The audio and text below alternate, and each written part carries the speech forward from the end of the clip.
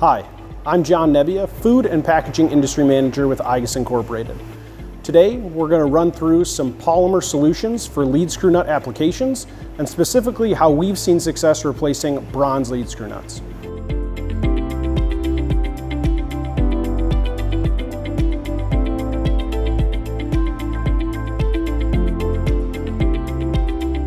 Lead screws are commonly used for things such as format adjustments, but oftentimes are being used for any application where we need to convert rotary to linear motion. Format adjustments provide increased functionality and adjustability while being able to provide solutions that allow customers to run a wide variety of products on a given machine or line. Common misconceptions that many people have about polymer solutions is that they won't be able to take high loads, increase temperatures, or be able to withstand high duty cycle applications. Oftentimes, these types of applications require, or people think require, metal solutions such as bronze lead screw nuts or ball screws.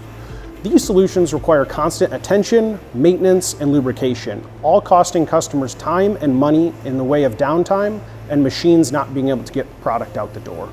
igus employs tribologically optimized materials to meet the demands of your applications.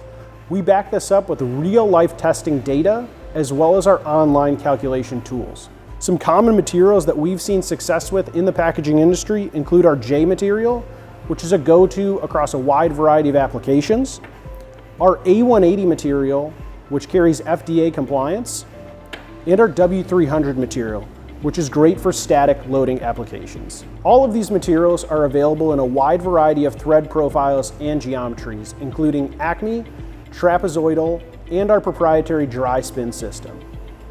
All of these solutions provide increased functionality, reduced heat buildup, reduced noise, and of course, predictable lifetime calculations. For more information, check out our blog post on bronze lead screw nut replacements, or use the contact info below to get in touch with the dryspin team.